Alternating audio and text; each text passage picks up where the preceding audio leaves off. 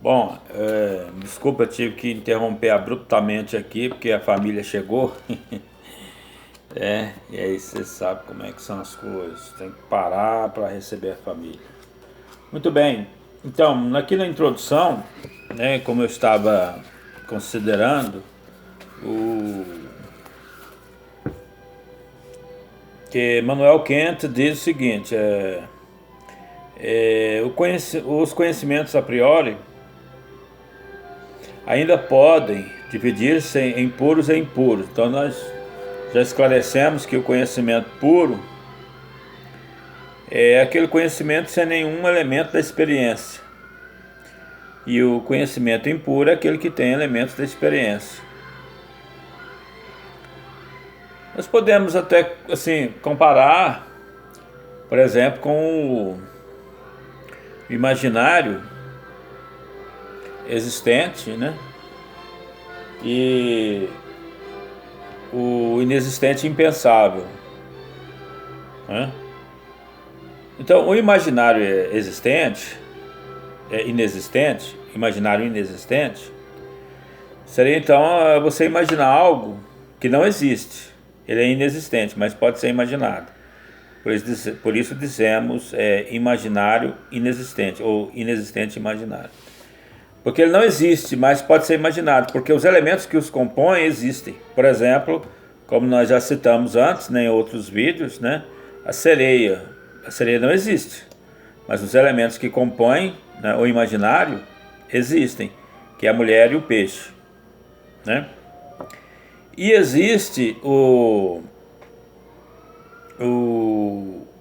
aquilo que é impensável, né?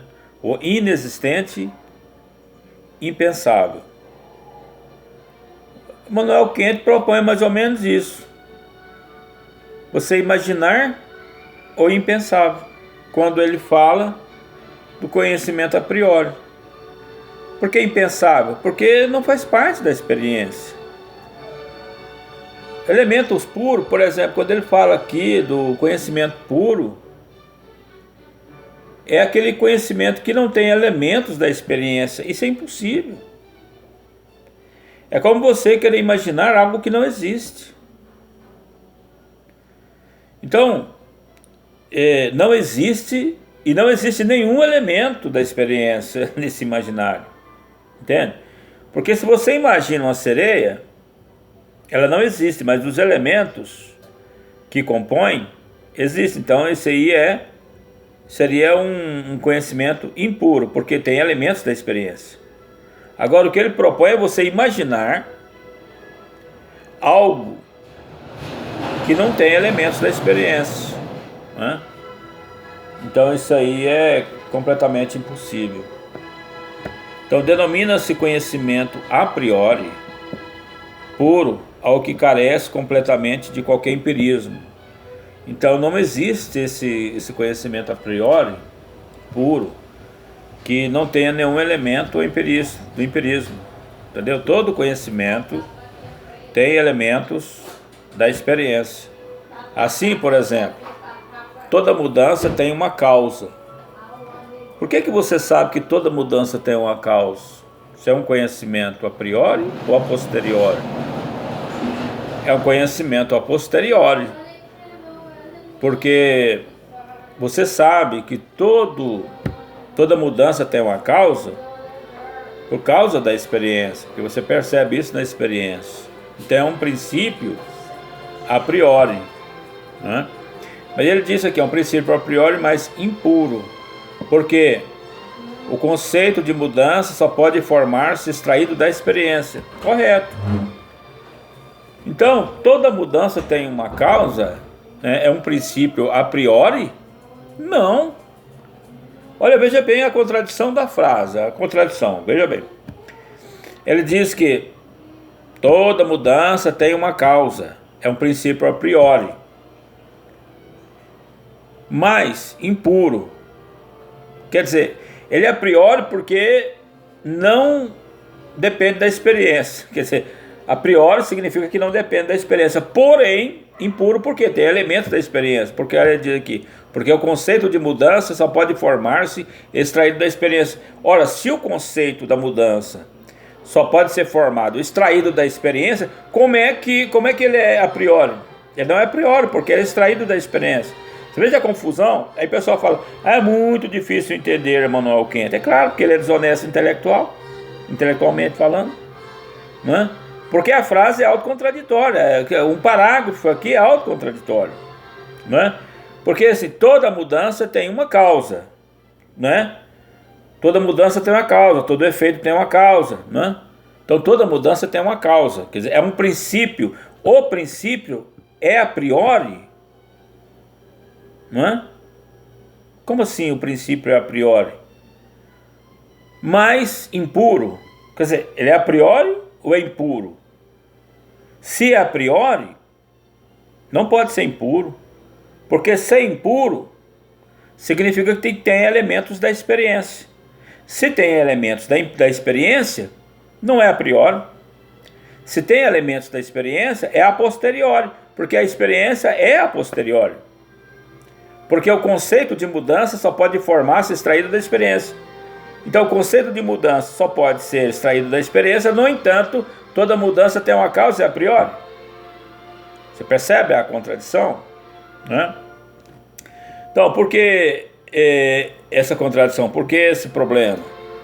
Tudo isso ocorre porque o Immanuel Kant, né, nos propõe que nós entremos num universo fictício.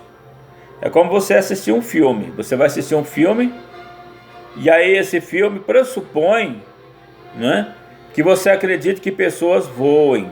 Então você vai assistir um filme de super-heróis que voam, certo?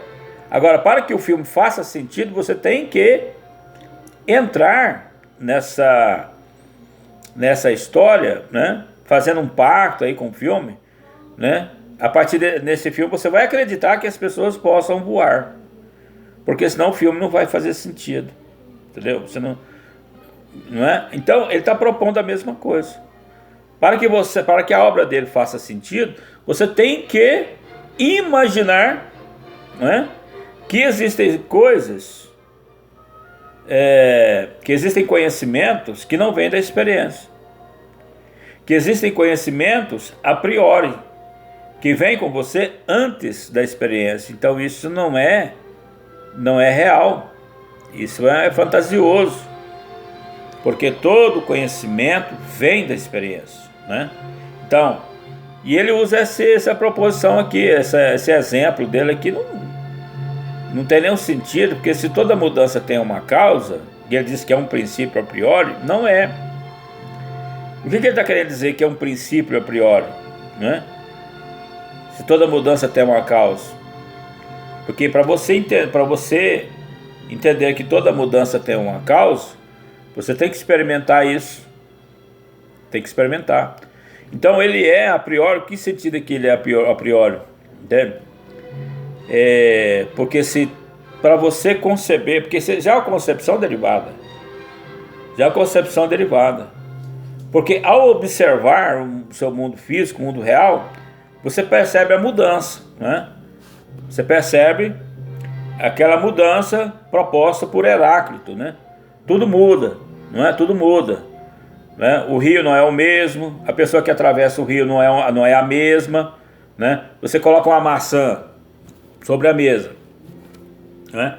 E aí amanhã você olha, ela está um pouquinho diferente, desidratou um pouco.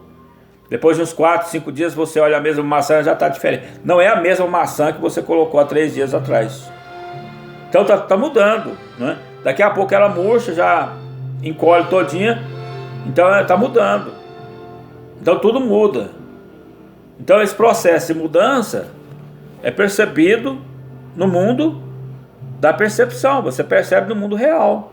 Tudo muda, as coisas estão mudando, né? Você tem uma árvore em sua casa, né? Um dia ela está de um jeito, passado alguns dias, algumas semanas, ela muda, não é a mesma configuração, ela muda a sua configuração, né? As pessoas envelhecem. Então você encontra uma pessoa hoje, daqui a alguns anos você encontra ela de novo, ela está diferente, ela mudou a sua aparência, ou seja, tudo está mudando, né? Então, se tudo está mudando, o que está causando essa mudança, né? Essas mudanças, essas transformações, Ora, você percebe que existem causas, né, e efeitos, você percebe que existem mudanças, e essas mudanças têm uma causa, porque você observa no mundo da experiência. Não é algo que você cria, você não criou o conceito de que tudo muda, né? Você não nasce com isso, de que tudo muda, não. Você percebe que tudo muda no seu dia a dia, na experiência. Então, quando ele diz que toda mudança tem uma causa, é um princípio a priori, né? Como assim? Porque aí depois ele diz que é impuro, mas é impuro, porque o conceito de mudança só pode formar-se extraído da experiência. Então essa mudança, o conceito de mudança só é possível por meio da experiência. No entanto, é um princípio a priori. Pode ser um princípio a priori no fenômeno, mas o que o Emmanuel Kant não está se referindo a fenômeno, ele está se referindo ao conhecimento. Então, quando ele diz que toda mudança tem uma causa e é um princípio a priori, ele está querendo dizer que esse princípio a priori está no homem e não no objeto, que esse é o que é o problema. Porque se ele afirma, esse conceito a priori está no objeto, no fenômeno, né? Então ele é obrigado, né, a concluir que é um conhecimento a posteriori. Porque se está no fenômeno e é observado na experiência, então é a priori. É um conhecimento, é um conhecimento a posteriori. Se é um conhecimento a posteriori, né, o argumento dele cai por terra. Porque ele está tentando argumentar, dizendo que existe o conhecimento a priori e existe o conhecimento a posteriori. No entanto, o conhecimento que tudo muda é um conhecimento a posteriori. E ele vem defendendo que é a priori. Então esse aqui é o grande problema, entendeu? Porque o fenômeno, se você for analisar o fenômeno em si, ele é de fato a priori, né? Mas ele é a priori no objeto e não na consciência. O problema é que para Emmanuel Kant, né, o mundo está desorganizado e nós é que colocamos ordem no mundo. E esse aqui é o grande problema. Porque se ele concordasse, não, realmente o mundo é organizado, ele coloca ordem na nossa mente, aí não haveria problema nenhum.